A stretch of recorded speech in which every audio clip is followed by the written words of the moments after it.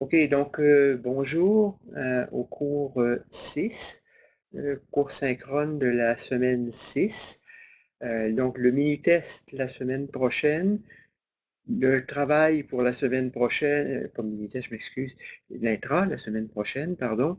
Votre travail est étudié pour l'intra. Il n'y a pas de matériel nouveau, sauf un problème qu'il y avait avec le collecteur commun. J'ai réenregistré le module. Il y a 2 ou 3 slides avec des calculs numériques qui changent. Il y avait une erreur dans une équation. Je l'avais noté l'an passé, j'avais oublié de le corriger, puis je m'en suis aperçu quand j'étais dans le feu de l'action de réenregistrer le module. J'ai pas eu le temps en fait, j'ai essayé de le réexporter, je l'ai réenregistré hier, mais le serveur VIA répond pas toujours de façon instantanée. Parfois, ça répond en quelques minutes, parfois ça prend 24 heures. Donc là, ce coup-ci, en 12 heures, ça n'a pas fait le travail. Donc voilà. Et aujourd'hui, ben, je réponds à vos questions. C'est correct pour 9 heures à 10h30 pour le mini-test pour la semaine prochaine. Il y a plusieurs d'entre vous, il y en a toujours une demi-douzaine à chaque année, donc je présume qu'il y en a encore une demi-douzaine cette année qui ont droit à un aménagement avec les SEP. Donc, je crois que la procédure, j'ai vu passer un tourbillon de courriel là-dessus parmi mes collègues professeurs. Donc, il faut, je pense, vous déclarer auprès des SEP qui vont m'envoyer un courriel pour dire officiellement M. X ou Mme Y a droit à un aménagement pour l'examen. Ils vont me laisser savoir. C'est moi qui vais le gérer avec Ad. Oui, il y a une question. Une question, une question, une question. J'ouvre votre micro. Voilà, le micro est ouvert. Oui, bonjour. L'erreur qu'il y avait dans les slides que vous avez changé, est-ce que c'était une erreur qu'il y avait dans le PDF aussi? Comme j'ai imprimé les notes, je voudrais savoir Je où est. pense que ça va être plus facile pour moi d'aller vous le montrer. Et puis, mais si vous voulez, parce que vous avez la question maintenant, pourquoi pas crever la question maintenant? Je vais avoir ça se passe, la problématique se passe sur le montage collecteur commun et ça se passe, l'action se passe sur euh, un petit peu, j'essaie de converger d'un coup, parfois j'y arrive pas. Euh, Cet exemple-là, et on dit collecteur commun, zut.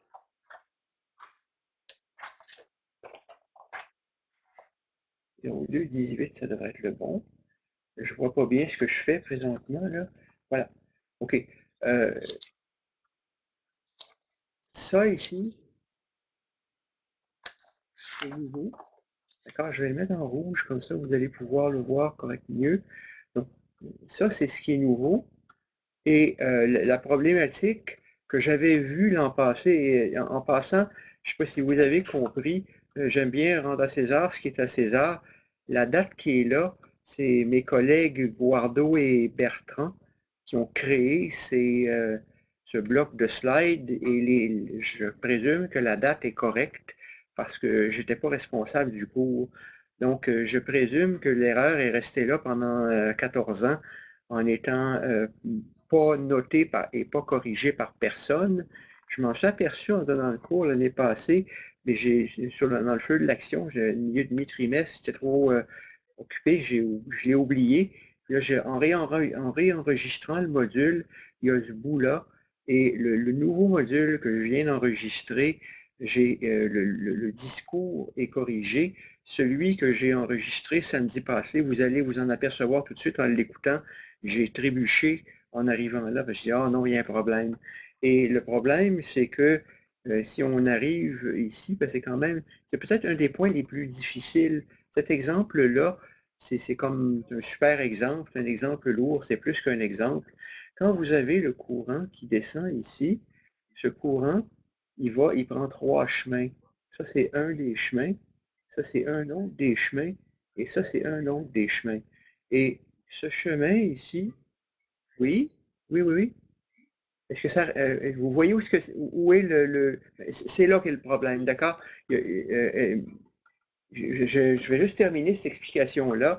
Et donc, pour corriger correctement les choses, en fait, ça induit euh, un calcul qui est que IR2, le courant dans R2, c'est IE2 et IE2 plus IB3 et ça induit un terme en 2 plus bêta 2 et quand on en tient compte correctement, ben, tous les calculs changent.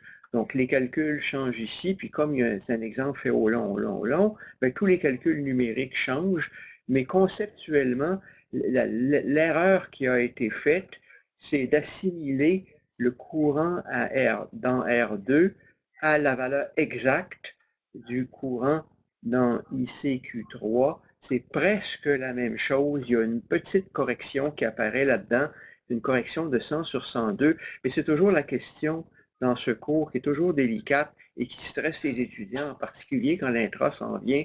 C'est quoi que j'ai le droit de négliger, monsieur? Et puis, parce que, évidemment, vous voyez que je prends très souvent les libertés parce que souvent, une correction de type 100 sur 102, c'est quelque chose que dans la pratique, beaucoup d'électroniciens, la plupart du temps, vont négliger quand on est face à des résistances qui sont à plus ou moins 10% avec un bêta qui peut changer de 30 à 200. Dans le fond, c'est comme le niveau de bruit, cette histoire-là. Et comme c'est le niveau de bruit, ben pourquoi s'embêter avec 2% de correction? Mais quand on est dans ce genre d'exemple, ça devient important. Donc, c'est là qu'est l'erreur. Le module est enregistré. J'ai demandé l'exportation en fin de journée vers 18h30 hier, mais ce matin, elle n'était toujours pas complétée. Je l'ai redemandé. Donc, c'est là où est l'erreur. Là, je vais essayer de descendre pour voir. Est-ce que quelqu'un d'autre a demandé la parole? Oui, il y avait. Donc monsieur Wanaoju, si je n'ai pas bien répondu à votre question, laissez-moi savoir.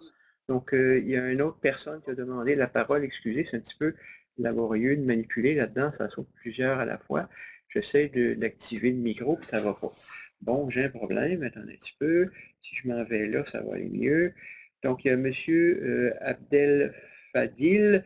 Donc, le micro est à vous. Quelle est votre question? Ouais, vous m'entendez? Excusez-moi. Oui. Ah, il n'y a pas de problème. En fait, moi, j'ai juste une question sur le mini-test de la semaine passée. Il y avait une question où il fallait dire si c'était un transistor NPN ou PNP, puis dire il était dans quel mode. Est-ce que vous pas Fait que là, j'ai cherché un peu sur Internet puis tout, puis j'ai lu des trucs, puis j'ai vu que, en fait, pour chaque chaque relation entre les tensions VE, VB puis VC, ça pourrait être soit NPN, soit PNP, puis ça changerait juste le mode dans lequel il se trouve. Bonne question. Je n'ai pas rechargé le module de base, le module du transistor. Je vais donc y aller avec partage d'écran. Ah, faire ça? Vraiment? Nouveau, ça? Je vais faire un partage d'écran. J'ai jamais essayé. Ça marche, ça? Partager. Oui, ça marche. Écoutez,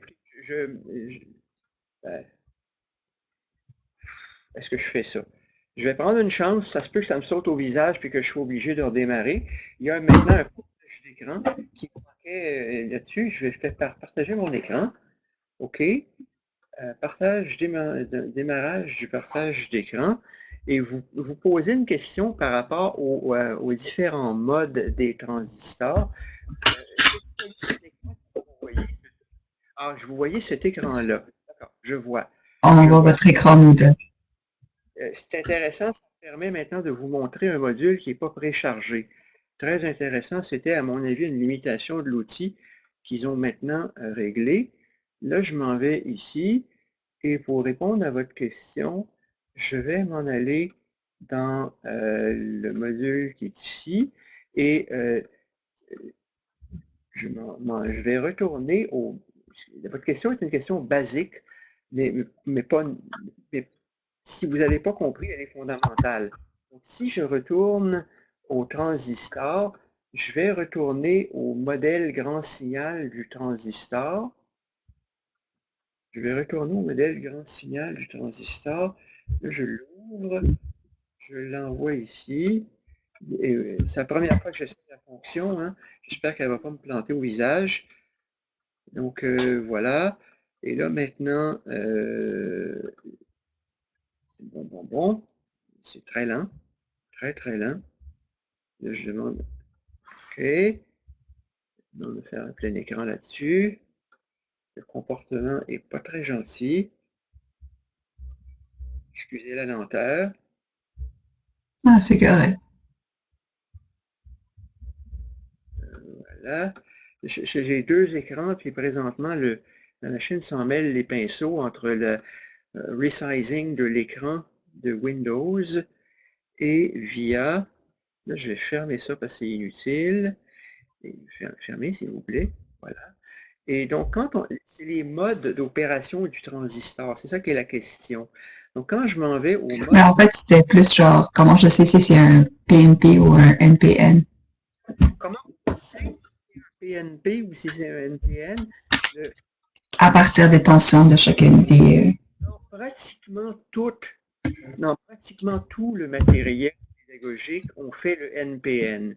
Et en fait, je vais vous ramener au premier module 3 BJT. Je vais retourner à Introduction sur le BJT. Et ça ouvre. Structure et fonctionnement des BJT. Il me semble bien qu'on l'a. Donc, les modes de fonctionnement, c'est quand on a un PNP, au fondamental, là, les modes de fonctionnement actif, coupure et saturation sont toujours les mêmes. Et ce qui est dit ici est indépendant du fait que ce soit un NPN ou un PNP. Donc, si vous vous en venez ici, je ne sais pas si je peux, je vais oser au risque de me casser la gueule. Je vais oser essayer avec cet outil-là pour voir si ça va accepter que je mette une annotation. Si je m'en viens ici, je ne sais pas ce que ça va faire.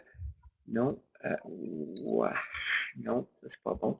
Ça c'est le mode signature. Donc c'est pas ça que je veux faire. Je veux faire le mode annotation sur cet outil-là. Non. Excusez. C'est pas l'habitude d'utiliser lui comme outil d'annotation. Je vais faire Tools. Je vais faire Comments. OK. Et si je m'en viens ici avec P, si je m'en vais ici avec N,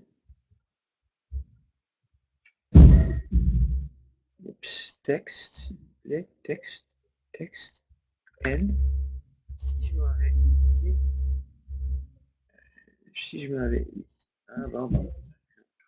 pencil, non, c'est pas ça que je veux. Je veux pas pencil, je veux texte. Ici avec N. Donc, si je le rends P. Et vous avez bien compris, si je le rends PNP et que je veux, et donc je me retrouve avec, donc mes jonctions, là je m'en vais avec je vais essayer d'aller avec un crayon. Donc je m'en vais ici, et le crayon est vraiment pas bon, et il n'est pas gentil comme ça.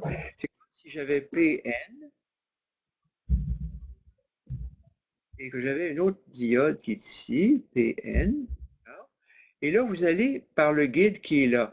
Donc, pour que la jonction émetteur-base, donc le mode de fonctionnement, c'est actif si la jonction base-émetteur est polarisée en mode avant.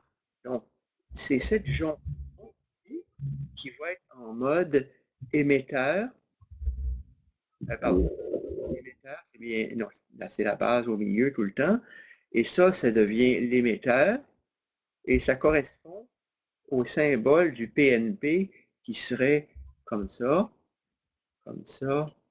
et comme ça. Donc c'est cette jonction qui devient émetteur base qui est polarisée en mode avant. Donc pour qu'elle soit polarisée en mode avant, il faut que la tension à la base soit plus basse qu'à l'émetteur.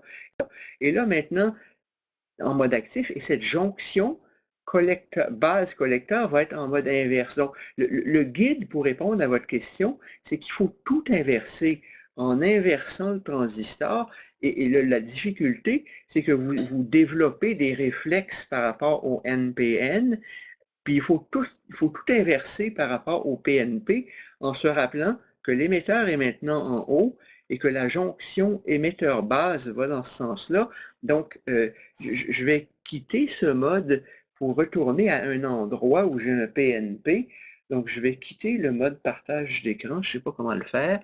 Je vais faire annuler. Bon, j'ai quitté le mode partage d'écran, je crois bien. Je vais quitter le mode partage d'écran, puis je vais retourner avec mon tableau blanc qui est ici. Donc, si je vais retourner avec le crayon que je maîtrise mieux ici. Donc, le crayon que je maîtrise mieux ici. Donc, j'ai mon transistor, et puis le montage typique, c'est que je vais avoir mes résistances de polarisation, et je vais avoir une résistance de polarisation, et puis une autre résistance de polarisation. Et donc là, maintenant, l'émetteur est en haut, la base est au milieu, et ce transistor va être en mode actif quand cette jonction est polarisée en mode direct. Donc, il faut que la base soit plus basse que le collecteur. Et maintenant, si je mets, disons, mettons, je mets 2 kΩ, je mets 2 kΩ avec un joli 10 volts. Je prends tous des chiffrons pour que ça se calcule de tête. J'ai donc maintenant nominalement 5 volts. Et si je viens me mettre ici une résistance, par exemple, de 1 kΩ, j'aurai 5 plus 0.3, 5.3, j'aurai 4.7 de chute là-dedans, et avec 4.7 de chute là-dedans, j'aurai 4,7 milliampères. Donc, avec 4,7 milliampères, si je viens me mettre 0,5 kΩ, ben, je vais avoir la moitié de la tension. Donc, j'aurai entre ici et là, j'aurai la moitié de la chute de tension, donc 2,35. Mais si je suis maladroit, oups, ça va pas bien, si je suis maladroit dans mon design et que j'ai 1 kΩ là, et puis que je viens me mettre un 2 kΩ là, où est le pointeur, je viens me mettre un 2 kΩ là, oups, pardon, ça va vraiment pas bien, excusez-moi. Si je mets un 2 kΩ là, le pointeur ne bouge pas, si je mets un 2 kΩ là, j'ai envie de générer dans cette résistance une chute qui est le double de dans celle-là. Donc, s'il y a 4.7, j'ai envie de générer 9.4. Évidemment, ça ne va pas fonctionner. Le transistor va saturer et je vais être dans le mode saturation et il va y avoir un VCE SAT, et ce VCE SAT est toujours 300 millivolts, toujours 0,3 volts. C'est un invariant pour tous les transistors. Bon, mais là, pointeur, s'il te plaît, reviens, mon pointeur ne répond pas. Donc, 0,3, d'accord? Et donc, là, il y aurait, si vous avez ici 5, 4.7, vous avez 5.3 à ce point-ci, vous auriez j'ai écrit 4.7, je m'excuse, c'est une erreur. C'est 4.3, il y a 700 millivolts. Toujours le danger, hein, je suis tellement concentré à la coordination œil-main que je ne réfléchis plus. C'est 4.3 qui va ici, excusez l'erreur. C'est pas le surligneur que je veux, c'est le crayon. C'est 4.3. Ce qui fait que si je l'amène dans le mode saturation dans ce cas-ci, ben, ça saturerait à ce point-ci à 4,6. Donc, je ne sais pas si ça vous éclaire plus par rapport à comment analyser le cas d'un PNP, mais tout est à l'envers. La jonction émetteur-base doit être en polarisation directe. Si celle-là est en polarisation inverse, le transistor est en mode actif, il va se comporter comme un amplificateur. Si j'ai une chute de tension trop élevée au collecteur, je vais me retrouver avec une jonction collecteur-base en polarisation directe, le transistor va saturer. Et si je n'ai pas mon VBE de 700 millivolts, ben le transistor est coupé, il ne conduit pas. Est-ce que j'ai bien répondu à votre question? Je ne sais pas si ça va. OK. Là, il y a une question, je fournis pas, là. Monsieur Gagné, puis ensuite, je vais aller voir la question 9 de l'intra, je vais y aller. Donc, Monsieur Gagné... Bonjour, est-ce que vous m'entendez? C'est bon. Excusez-moi, Stéphane. OK, vous m'entendez bien? Oui, absolument. OK. Moi, dans le fond, ma question, c'était plutôt par rapport à la formule du cours. Je ne sais pas s'il y en a qui vont être d'accord avec moi. J'avais écrit ça dans le chat tantôt. Il y a des gens qui sont quand même d'accord. Des calculs de 45 minutes, 50 minutes, ça peut être dur sur la concentration pour essayer de suivre, dans le fond, toute la matière qui nous est donnée pendant 50 minutes. Je ne sais pas s'il serait possible de séparer ça en quelques petits calculs de 20 à 30 minutes maximum. Comme ça, on serait capable de pouvoir les regarder une après l'autre. Je comprends très bien. Il n'y a aucune nouvelle dans ce que vous me dites. Mais maintenant, expliquez-moi qu'est-ce qui vous empêche de faire pause. Ça, je ne la comprends pas, celle-là. Je comprends très bien. C'est même pas quand c'est 12 minutes qu'on dit. Donc, si vous voulez, moi, je vous recommande ceci. Écoutez-les pendant 12 minutes, faites une pause, allez prendre un café, allez faire le tour de l'appartement chez vous et revenez. Parce qu'effectivement, il y a un overhead important à le morceler en petits morceaux de 12 minutes. Je sais très bien ce que vous dites est connu. Les conseillers pédagogiques disent le temps d'attention est 12 minutes. Donc, si je veux un module de 50 minutes, il faudrait qu'il soit morcelé en 4 minutes. Et ce serait comme, ben, en fait, vous êtes assez grand pour faire pause sur l'enregistreur. Vous le jouez à la vitesse que vous voulez pour la durée que vous voulez. Mais je vous comprends très bien. C'est pas une nouvelle pour moi et c'est un défi qu'un peu qu'ont tous les professeurs de morceler un module en 3-4 slides à chaque fois, puis de réenregistrer, puis de faire de l'édition. Mais vous avez le module et vous pouvez faire pause dessus. Je vous comprends très bien. Donc, est-ce qu'il y a d'autres questions que celle-là?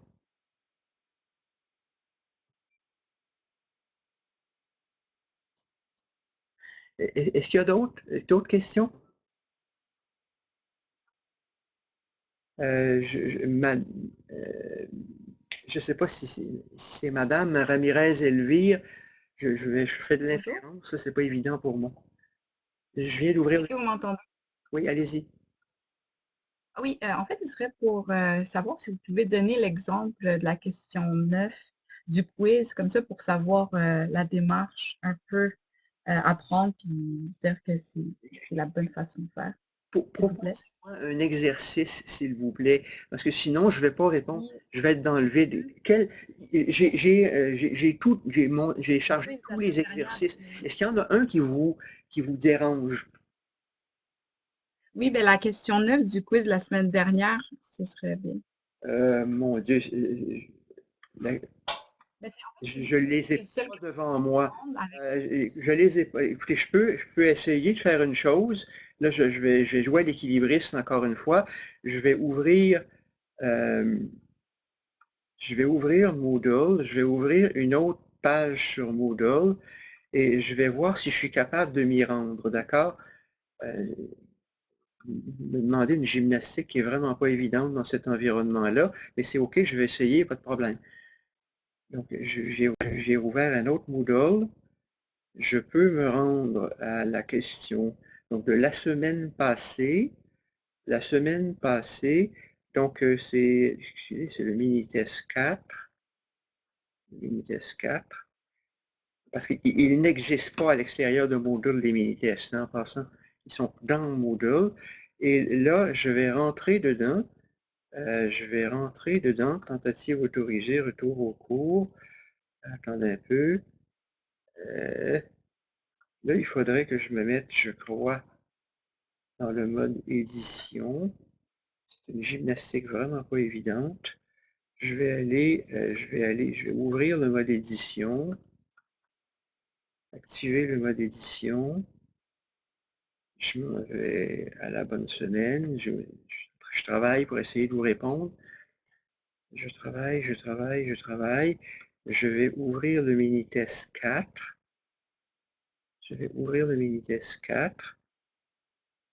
Là, est-ce que je peux voir les questions?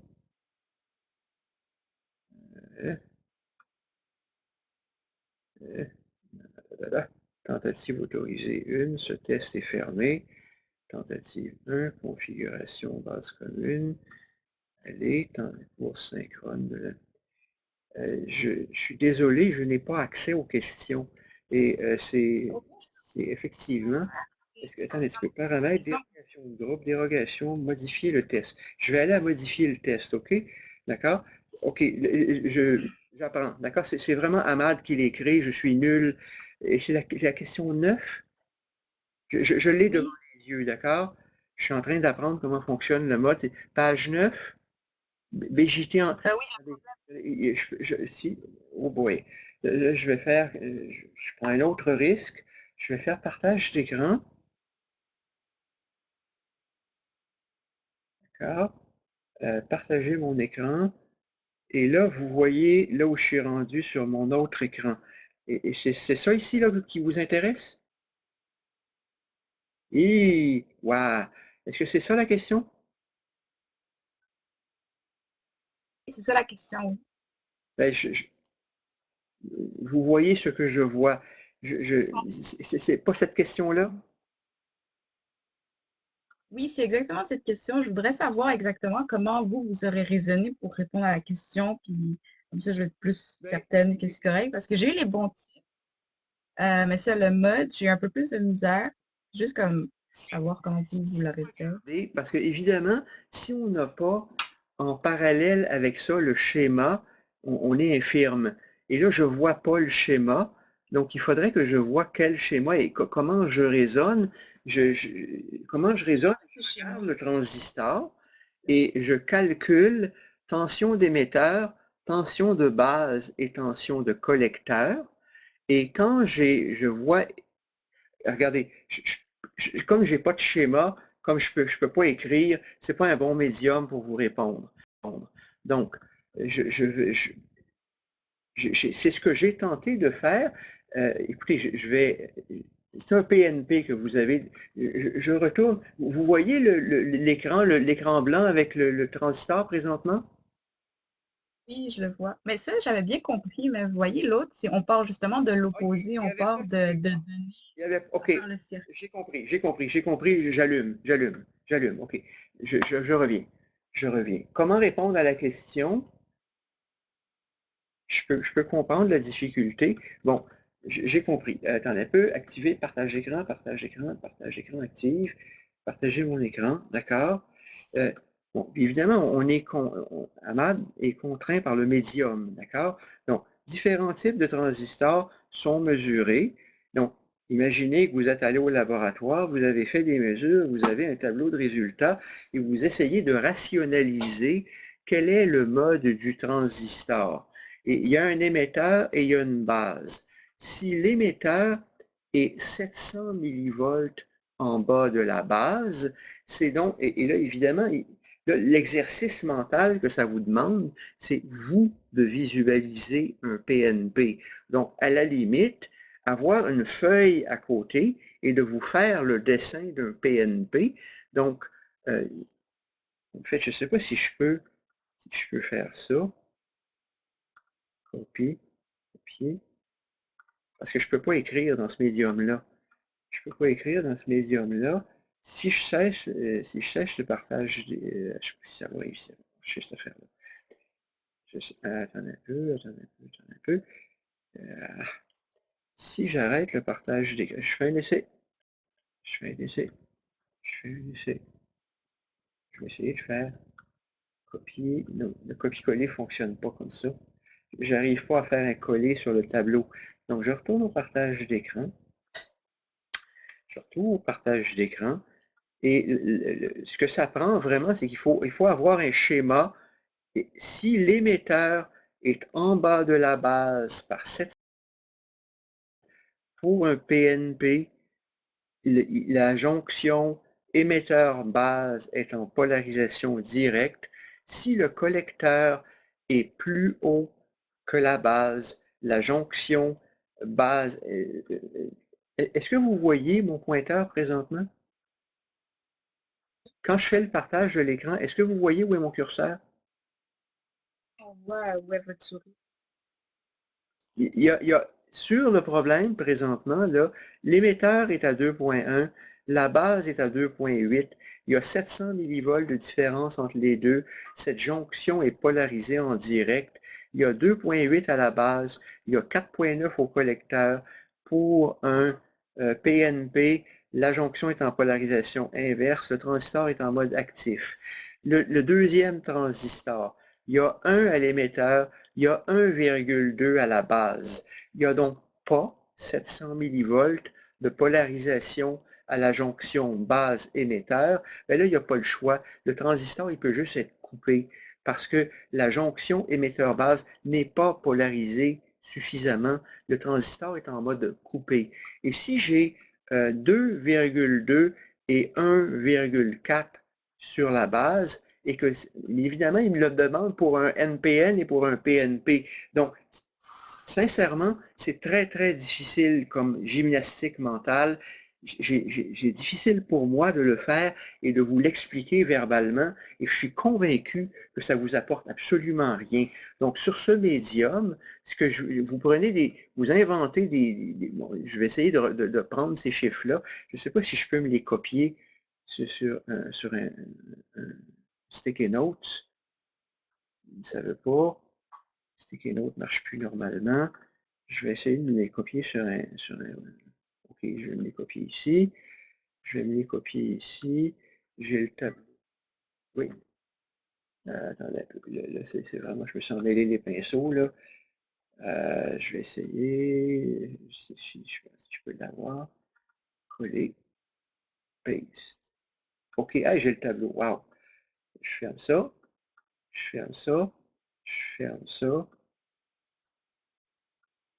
Là, j'ai réussi à me copier le tableau, donc je vais pouvoir vous répondre intelligemment. Je vais vous dire comment il faut répondre à cette question-là, parce que c'est ce que vous me demandez. Donc, j'efface mon tableau blanc. Et ce que je vous dis qu'il faut faire, j'efface mon tableau blanc, je dessine un transistor, crayon, je dis, OK, c'est un PNP. Hypothèse, c'est un PNP. Le donné du problème vous dit, tu as 2.1 là,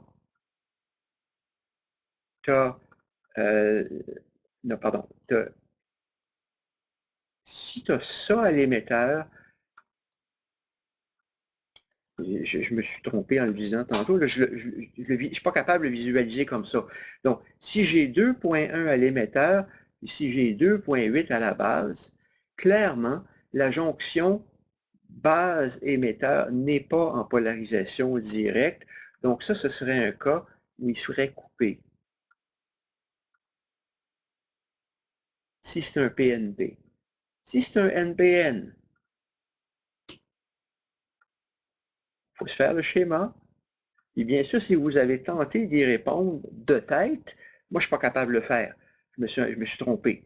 Donc, 2,8, 2,1,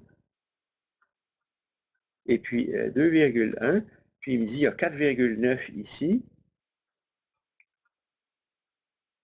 Ça, c'est actif. Bon. Là, on nous donne, ça c'est pour le premier. Pour le deuxième, il donne 1, 1.2, 10. Donc, on efface, on recommence. Donc, on s'en va ici.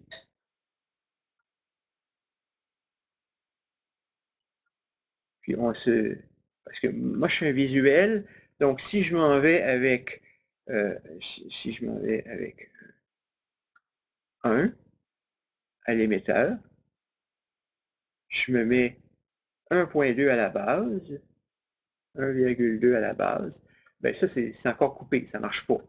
Si j'ai 1 à l'émetteur, 1,2 à la base, ça, c'est encore coupé parce qu'il n'y a pas 700 millivolts, ça ne marche pas. Donc, avec 1 et 1,2, avec 1 et 1,2, je n'ai pas 700 millivolts de polarisation directe, donc il est coupé. Puis avec 1,2 et avec 1, c'est encore coupé. Donc, c'est coupé dans les deux cas. Coupé. Et puis, avec l'autre cas de figure, c'est 2,4, 2,2 et 1,4. 2,2 et 1,4. Donc, on me dit, mets 2,2 sur l'émetteur, mets 2,2 sur l'émetteur, mets 2,2 sur l'émetteur, mets 1,4 sur la base. Ça, il a poussé le bouchon pas mal. Et si j'ai 1,9 ici, là, vous voyez, il y a un 300 millivolts ici. Là. Il y a 0,8 ici. C'est plus que 0,7. On pousse ce transistor-là à fond la caisse. Donc, il y a un message. Là. Ce transistor-là est saturé. Puis si je mets, si je reprends avec les chiffres qui sont là, je m'en vais, puis je mets 2,2 à l'émetteur. Un petit peu, je vais effacer un peu.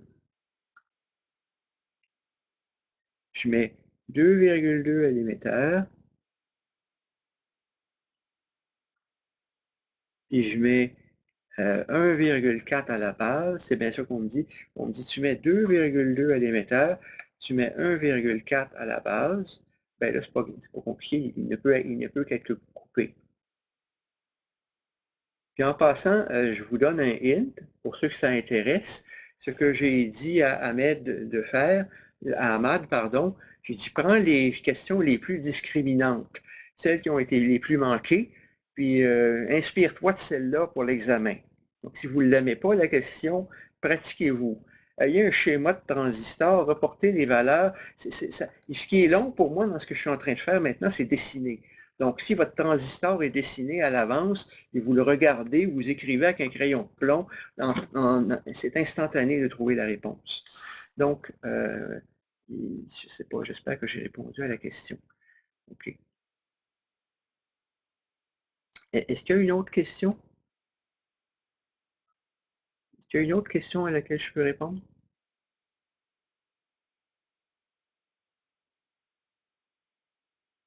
Est-ce qu'il y a... Oui. Donc,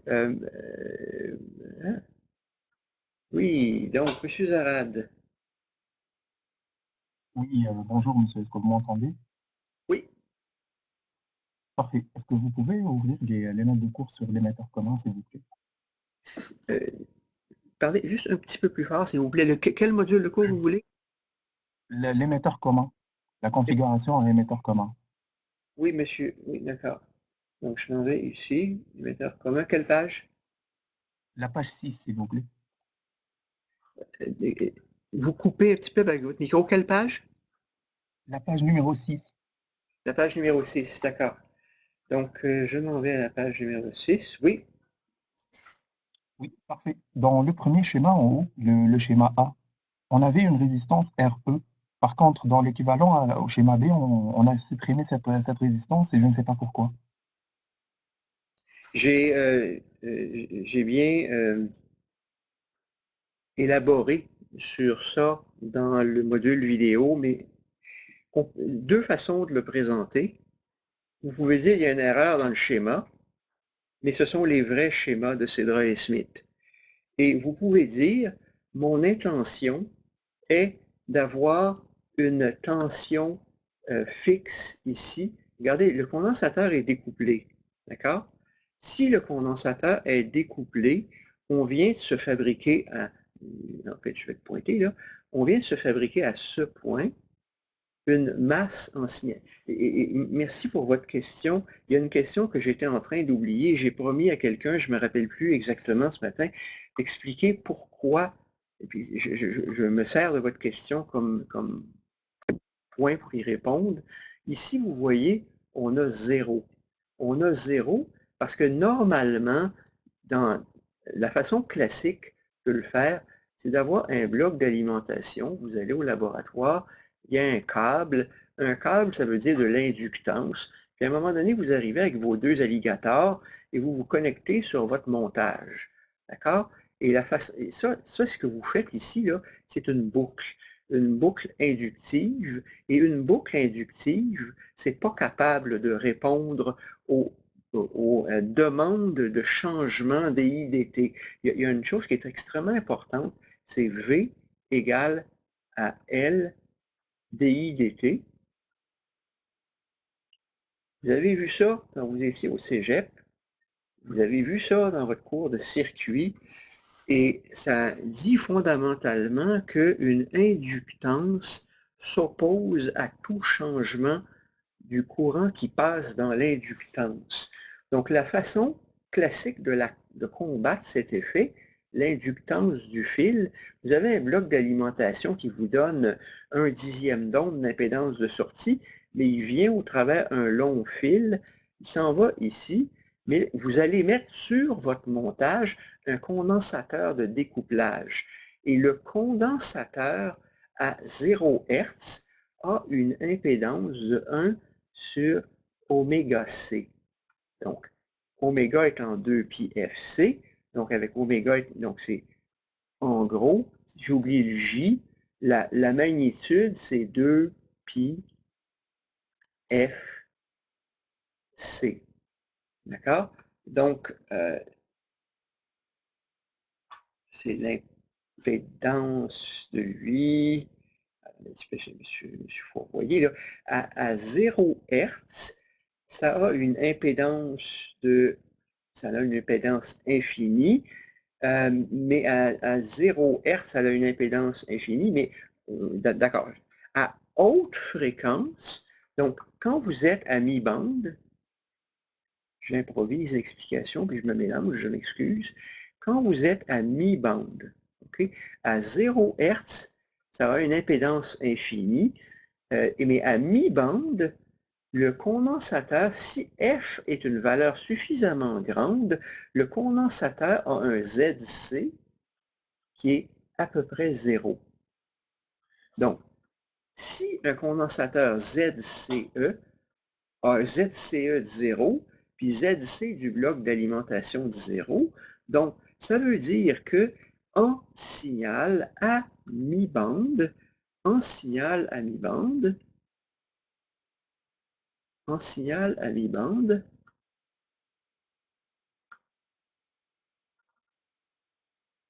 ça, c'est un fil en signal, et en signal à mi-bande, ça, c'est un fil. Donc, en signal, pas en polarisation, à mi-bande, la résistance d'émetteur est court-circuitée. Donc, dans ce montage, il n'y a pas de résistance d'émetteur. Je pensais au collecteur commun où il y a un truc similaire qui est assimilable à une erreur. Là, ici, ce n'est pas du tout une erreur, c'est qu'on est à mi-bande. Donc, là, évidemment, la chose qui n'est pas dite là-dedans, equivalent circuit obtained by replacing the transistor with its hybrid pi model, mais c'est à mi-bande. Je ne sais pas si vous comprenez. Est-ce que ça répond à votre question? Oui, c'est bon. Ça répond parfaitement à ma question. CE est un court-circuit. L'impédance de CE devient petite devant RE. Donc, le court-circuit de l'ingénieur, là, c'est si vous avez 1 kΩ à la fréquence où CE a une impédance de 100 ohms ou moins, ben, vous êtes rendu à mi-bande et c'est comme si CE était court-circuité. Donc, on l'analyse dans le montage comme s'il n'y avait plus de CE et exactement la même histoire pour le bloc d'alimentation. Là, maintenant, c'est pour ça qu'on va avoir un plus gros condensateur, typiquement un 100 microfarad, parce que ce qu'on veut, on veut vraiment découpler le montage au complet. D'accord? Donc, j'espère que ça répond à cette question-là. Voilà. Est-ce qu'il y a d'autres questions? Oui, c'est parfait. Puis j'aurais une autre question, s'il vous plaît, pour un exercice sur les diapos à collecteur commun. Encore une fois, vous coupez un petit peu avec votre micro. Essayez de répéter, s'il vous plaît. Parfait. Est-ce que vous pouvez ouvrir le chapitre amplificateur à collecteur commun, s'il vous plaît? Oui, s'il vous plaît. Oh, d'accord, parfait. Oui, Oui. la page suivante, c'est le numéro 13. Le numéro 15, 13. Juste celle après la diapo que vous affichez maintenant. 13. Ouais, exactement. En fait, moi, ici, j'ai un problème avec l'expression de Rin, car on a vu dans le cours, ça devrait être égal à R1 parallèle à bêta plus 1, tout ça fois RE plus R0 parallèle à RL. Sauf qu'ici, je vois qu'on a deux R0 qui sont en parallèle et je comprends pas pourquoi. D'accord. Et c'est un exercice mental difficile. Il faut voir que R01, je me donne un crayon. R01 est ici. Oups, pardon, j'ai pas de crayon encore. Crayon, s'il te plaît. R01 est ici. R03 est ici. Évidemment, vous pouvez redessiner le schéma en remplaçant par des modèles en pi équivalents, mais on tourne vraiment autour du même problème là. Entre ici et là, en signal, si vous avez des piles de 10 volts, vous savez qu'une pile standard, c'est 9 volts, mais quand elle est bien chargée, elle va vous donner 9,5. Donc, mettons 10 volts parce qu'on veut calculer de tête. Donc, si on a 10 volts à ce point-ci, on a 10 volts à ce point-ci, c'est bien découplé en signal. En signal, ce point est ce point. Donc, en signal, à mi-bande, c'est toujours le même problème, hein? C'est toujours la même gymnastique mentale. À mi-bande, il y a R01 qui est en parallèle avec R03 et qui vient en parallèle avec RL. Les trois résistances sont en parallèle parce que ceci, c'est la masse en signal. Ceci, c'est aussi la masse en signal. Je dis, ben non, c'est moins VEE, puis c'est plus VCC. Oui, mais la plus VCC, c'est la masse en signal. Moins VEE, donc le moins 10, est aussi la masse en signal, et la sortie est aussi la masse en signal. Donc, c'est la difficulté, et c'est une vraie difficulté, je dirais, la moitié des étudiants ont un blocage mental là-dessus, c'est tout à fait normal. Donc, et c'est la difficulté du problème, et c'est pour ça que le problème est intéressant, c'est que les trois résistances, R01, R03 et RL, sont du point de vue, où est rendu le surligneur, c'est pas le surligneur, où est rendu le pointeur, j'ai perdu le pointeur, excusez-moi, je sais pas où est le pointeur dans l'interface, excusez, pointeur, où est le pointeur? C'est le surligneur, ça c'est le crayon, le pointeur, ok. Donc, si je reviens ici, ça, c'est en parallèle avec ça, en parallèle avec ça. Le voyez-vous? Oui, bien sûr. Si vous ne le voyez pas, il faut arrêter là. Oui, je le vois. Donc, ensuite, là, vous êtes rendu à ce point-là. Et là, ensuite, il faut monter à la base, vers la base. Donc, visualisez mentalement que vous êtes rendu dans la jonction PN entre la base et l'émetteur, et R R petit E1, c'est essentiellement la résistance qui décrit le delta VBE pour un delta IE. Donc, c'est la résistance d'émetteur, la résistance dynamique d'émetteur. Donc, elle est entre ce point et ce point virtuel. Là, maintenant, pourquoi il faut les multiplier par 1 plus bêta? Pour les rapporter à la base. Parce que ici, on a IE1, ici, on a IB1, et là, on le fait dans un mode analyse intuitive. On n'écrit pas les équations, mais c'est toujours les mêmes équations. IB1 est égal à IE1 divisé par 1 plus bêta. Donc, l'impédance que je vois dans l'émetteur est rapportée à la base, multipliée par un facteur 1 plus bêta. C'est ça qui est fait. Puis là, on est rendu à ce point, et R et cette composition de résistance est donc maintenant en parallèle avec R1. Est-ce que vous arrivez à le suivre?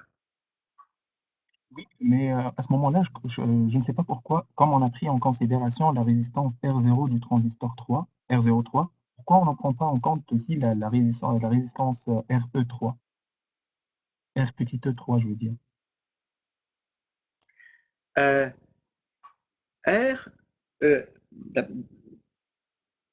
Rappelez-vous que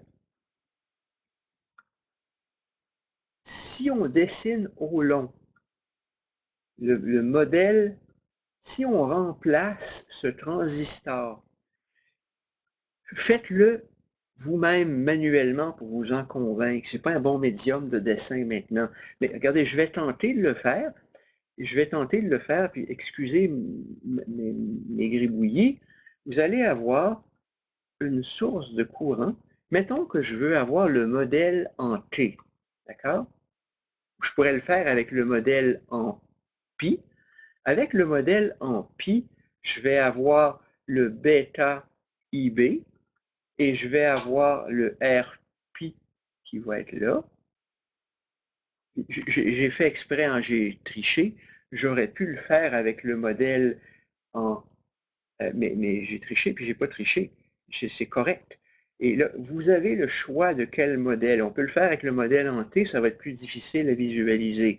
On peut le faire avec le modèle en pi, on met la base, puis où est le R0? Ben, le R0 est entre la base et l'émetteur. Donc, le RE, il apparaît quand on est dans le modèle en T. Et il apparaît quand on attaque par l'émetteur. Mais quand dans ce cas-ci, c'est tout à fait légal et tout à fait correct d'utiliser parce qu'on n'est pas en train de remonter vers la base. Donc, une réponse alternative à votre question, c'est qu'on ne s'intéresse pas à partir de cet émetteur pour remonter vers cette base. Et donc, le RPi et RPi et RE sont deux équivalents, d'accord? Et il y a le R03 qui est là, et je viens de faire, c'est un mauvais dessin, j'en conviens, là, mais ce que je viens de faire, c'est le schéma équivalent, et là, vous avez le collecteur de 3 entre ce point et la masse. Si je remplace Q3 par son modèle en pi équivalent, le RE, ben le RE, il serait ici, mais il n'est comme pas là, parce qu'il y a un autre truc en passant, c'est un truc qui n'est pas un truc, c'est une réalité, là, et c'est une équivalence en circuit. Et ça, c'est quelque chose j'y reviens plus tard quand je parle des MOS, c'est vraiment quelque chose qui est conceptuellement difficile à voir pour les étudiants. Je retourne avec une plume. Quand je mets une source de courant et que je mets une résistance en série, que la résistance soit là ou qu'elle soit pas là, ça ne change rien. La définition d'une source de courant, c'est un dispositif qui donne le même courant quelle que soit la tension à ces bornes. Donc, si je faisais l'analyse, là, je suis en train d'aller à une vision avancée de la chose qui implique un niveau d'intégration de vos connaissances circuit qui est généralement pas intégré, et c'est un paradoxe en circuit. Donc, si j'ai ici la source de courant que j'ai dans le modèle en T, bien, elle est en série avec une résistance, mais que la résistance y soit ou qu'elle n'y soit pas, ça ne change rien, parce que la résistance d'une source de courant étant infinie, en série avec RE, ça fait toujours infini. Donc, il reste quoi? R0. Donc, c'est pour ça que RE3 n'est pas présent. Est-ce que c'est clair? Oui, bon, merci beaucoup. Mais pensez-y. C'est un point difficile, c'est un point paradoxal, et la difficulté vient d'intégrer quelque chose qui est contre-intuitif, à savoir quand vous mettez une résistance en série avec une source de courant, elle ne change rien à la résistance de la branche. Donc, même si j'avais mis RE en série, ça ne changerait rien. Et ça arrive naturellement quand on choisit le modèle en T puis le modèle en pi, et c'est pour ça qu'on a besoin des deux. C'est plus facile de le visualiser, mais dans ce cas-là, c'est vraiment R03. Est-ce qu'il y a d'autres questions?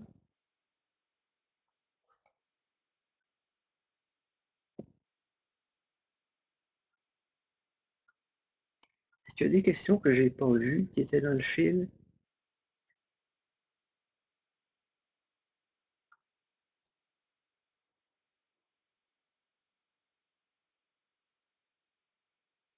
Je crois vaguement qu'il y avait une question sur le Darlington, mais je ne m'en rappelle plus. En passant, si je peux vous faire une suggestion, mettez toujours 2310 dans le sujet de vos messages, parce que je reçois vraiment trop de courriels, je ne suis pas capable de les traiter tous. Donc, quand il y a 2310, ce que je fais pour me préparer à venir ici, je fais une recherche sur mon inbox et je regarde 2310. Et si vous avez un commentaire ou une question, je vais l'avoir avant. Donc, Madame Leboeuf. Le micro est ouvert. Oui, en fait, c'est juste pour résumer un peu comment ça va se passer pour l'examen. Donc, vous allez rendre l'énoncé disponible sur Moodle. C'est pas surveillé, on remet papier, scan. Le médium pour l'intra va être exactement le même que pour les mini-tests. Sauf qu'au lieu d'être 30 minutes, ça va être 90 minutes.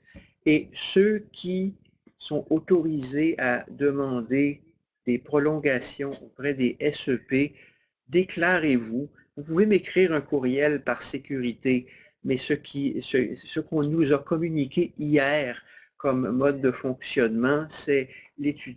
Je ne sais pas si vous avez droit à plus de temps, mais d'habitude, il y a entre 5 et 8 personnes qui ont cet accommodement sur les 105 qui sont inscrits au cours. Pour les autres, c'est 90 minutes, ça rouvre à 9 h, ça ferme à 10h30. Et pour ceux qui ont droit à plus de temps, on va vous communiquer avec vous. Ça va être au même endroit que vous avez les mini-tests en ligne, mais ça va être une version. Et pour rentrer, ça va correspondre à une liste courte de gens qui sont autorisés à rentrer pour avoir la version qui est plus longue. C'est comme ça que je visualise que ça va fonctionner, mais je ne l'ai jamais fait encore. OK, mais deux questions en fait. Est-ce qu'il y a des choix de réponse? Et puis, si c'est juste des questions à développement, est-ce que vous prenez seulement la réponse finale? Parce que, tu sais, si en fait, je me trompe au milieu de mes calculs, est-ce que je perds tous mes points? Il est évident que c'est pas le mode de fonctionnement normal d'un cours d'électronique. Normalement, on corrigerait toujours la démarche. Et si quelqu'un s'est emmêlé les pinceaux dans une petite chose, style une erreur de calcul, mais dans ce médium, on ne va pas le faire, c'est trop lourd, c'est trop long, c'est trop compliqué. Il faudrait que J'en ai discuté avec Ahmad et on a décidé de ne pas le faire. Donc, l'alternative, c'est d'avoir plus de questions et d'avoir des questions peut-être plus simples, mais non, on ne corrigera pas la démarche. Oui, on va corriger essentiellement automatiquement seulement la réponse et ça va être comme pour les mini-tests, correction en ligne instantanée.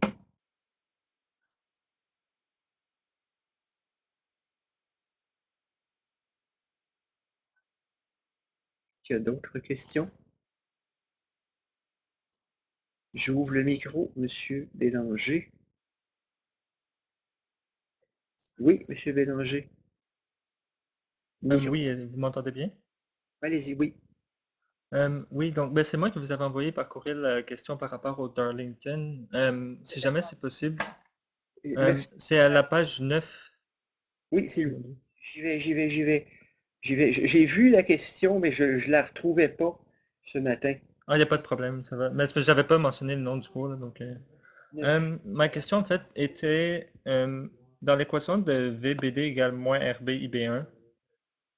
En fait, ce serait juste pour avoir plus de précision sur comment est-ce que vous arrivez à cette équation-là directement. Oui, et il y a quelque chose qui est contre-intuitif là-dedans et qui peut expliquer la difficulté que vous pouvez rencontrer.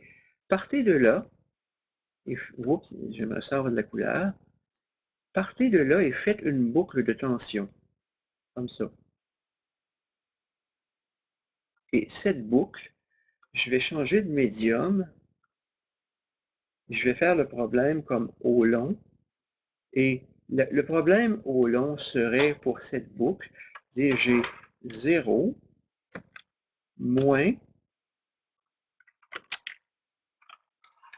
RB IB du Darlington moins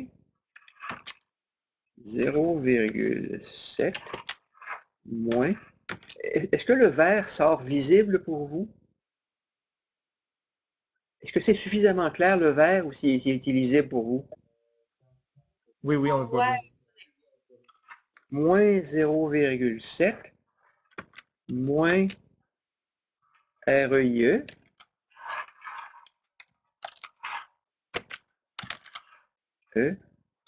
du Darlington. Et là, évidemment, le jeu, c'est que le rapport entre IB du Darlington et IE du Darlington, ça va être ce produit 1 plus B1, bêta 1 fois 1 plus bêta 2. Donc, pour les puristes, moi de tête, 101 fois 101, ça se fait pas très bien de tête, mais 100 fois 100, ça se fait très très bien. Comme je suis un peu paresseux, puis comme bêta, c'est n'importe quoi entre 30 et 200, vous comprendrez que d'habitude, je réfléchis au Darlington qui donne en cascade deux transistors Q1 et Q2 ayant chacun un gain de courant de 100 comme quelque chose qui me donne un gain de courant de 10 000. Donc, je réfléchis en termes de je vais avoir 1,4 volts de chute, je vais avoir un VEE, c'est quoi qu'on a donné comme VEE dans la question? On a, je voudrais que j'aille la donnée. Où est la donnée du problème? Je ne le trouve pas. Où est la donnée du problème? Quoi VEE? Je cherche VEE. C'est quoi la valeur de VEE dans ce problème-là? Bon, VEE est moins 15. Donc, si vous avez un VEE de moins 15, donc comment analyser? Puis là, je vais aller au bon. Donc, j'ai un VEE de moins 15. Donc, je retourne ici. Je retourne ici. Donc, j'ai un moins 15 qui est ici. Donc, en première approximation, puis évidemment, oui, ce que je viens d'écrire est tout à fait correct. Hein? Il va y avoir 1,4 volts de descente. Je pars de moins 15. Donc, de mon moins 15, j'en dépense 1,4. Donc, il m'en reste il m'en reste 13,6. Et mon 13,6 va se répartir entre la chute dans RE, pardon, et la chute dans RB. Mais là, je sais qu'il y a un gain de 10 000 entre les deux. Donc, s'il y a un gain de 10 000 entre les deux, je peux faire le même coup de rapporter le courant de l'émetteur à la base pour faire le calcul d'un coup. Mais en fait, le calcul, il est fait au long, là. Et quand on fait le calcul au long, pour les puristes, c'est ce 13,55 qui est une petite correction par rapport à mon 13,6 pour la chute dans RB. Et donc, si j'ai VED moins VEE divisé par IED, donc ça me donne le RE que ça prendrait pour avoir ça, ce serait 5,31 kOhms. Donc, j'aurais pu dire, ben ça je ne l'ai pas dans mon sac. Je reprends le problème, j'ai une 5,6 kOhms dans mon sac de résistance, puis je vais avoir 13,6 volts divisé par 5,6 kOhms. Ça va vous donner un courant. Vous le divisez par 10 000 ou le produit de 101 par 101, ça vous donne le IB. Et peut-être la difficulté, c'est que la chute est plus, moins. Donc, le courant allant dans ce sens, c'est une descente de tension dans RB. Donc, c'est un peu contre-intuitif. Il n'y a pas de courant qui sort du collecteur. Il y a une chute de tension dans RB. Donc, je ne sais pas si ça répond à votre question de où ça sort.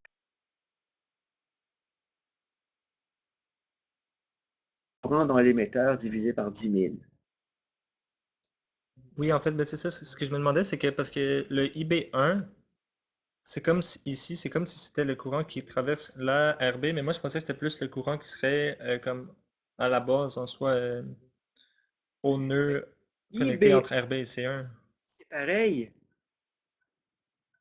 C'est la même chose. Il n'y a pas le choix. C'est la même chose. Ok, donc tout le courant dans la base s'en va dans RB. C'est ce que vous dites? Tout le courant dans RB s'en va dans la base de Q1. C'est amplifié par 1 plus bêta 1. Ça se retrouve à... regardez, je ne vais pas le faire en gymnastique mentale. Je vais le faire avec un pointeur, plus facile à suivre. Donc, le courant, pointeur s'il te plaît, pointeur, couleur, et voilà le pointeur. Donc, le courant qui passe là rentre dans la base. C'est IB1. Le courant IB1 est amplifié par un facteur 1 plus bêta 1 et se retrouve à ce point. Et à ce point, j'ai un courant qui est de 1 plus bêta 1 fois I dans RB, qui est ensuite amplifié par 1 plus bêta 2.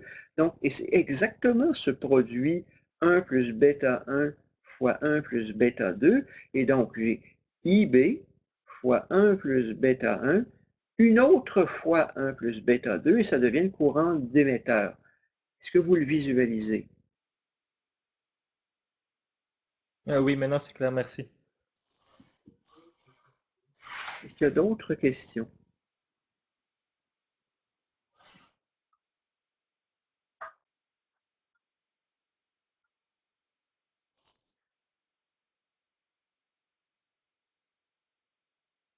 Oui, Monsieur Wan Adjou. Votre micro est ouvert. Oui, bonjour. Ça n'a rien à voir avec la matière du cours, mais je voudrais savoir, est-ce que vous savez le prix du du kit pour le laboratoire? Moi, je ne Est-ce sais que pas. vous êtes au Je courant? suis sûr que les autres étudiants Non, vous savent. savez Est-ce pas. que quelqu'un qui l'a acheté pourrait l'écrire sur la ligne? C'est 30 C'est $. ça.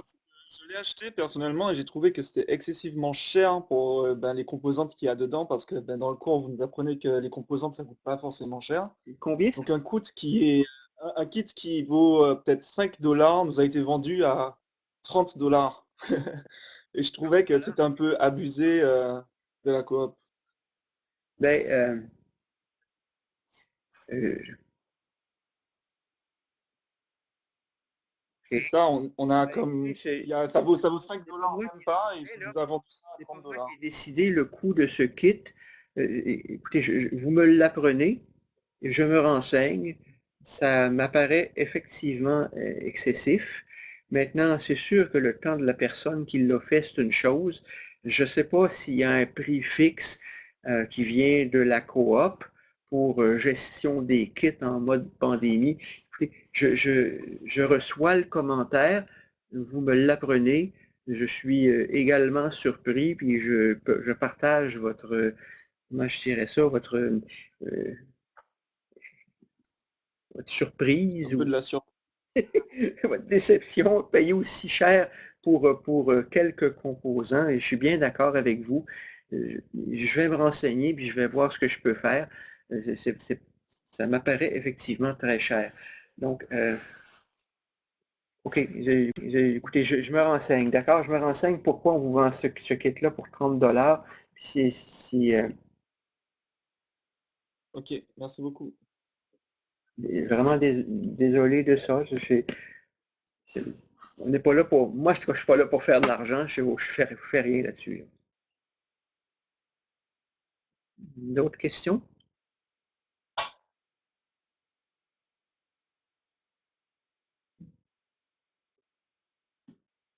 Oui.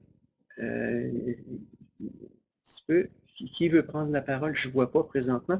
Je vois M. Zarad et il y a toujours le micro ouvert. Qui d'autre? Oui, c'est moi, monsieur. En fait, je me demande, comme c'est la première fois que vous allez faire un examen sur Moodle, je me demande si selon vous, ça serait une bonne idée de se préparer avec les devoirs qui sont déjà existants sur Moodle et les mini-tests qu'on a passés. Ben, je vous le recommande très, très, très fortement. Et donc, ça serait votre suggestion pour la préparation pour l'intra. Écoutez, je vais le redire. Je l'ai tapé au début.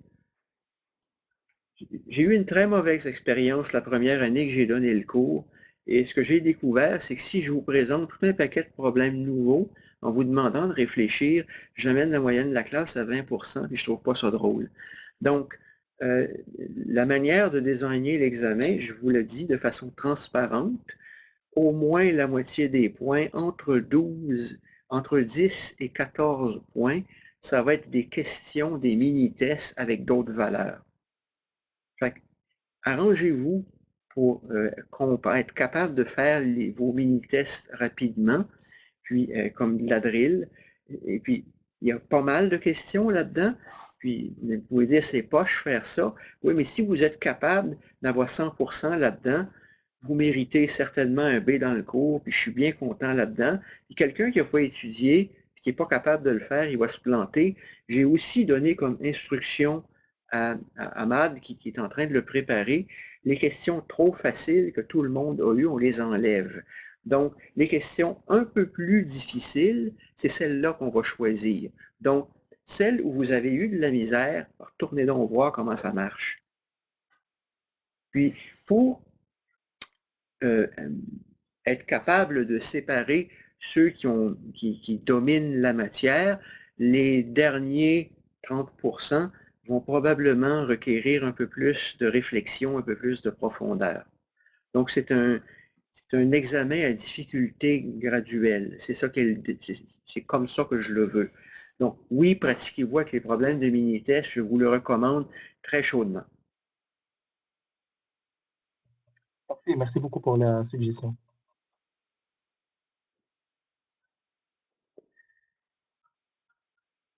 Si vous voulez, si vous me permettez, je vais arrêter l'enregistrement pour ne pas faire une longueur inutile.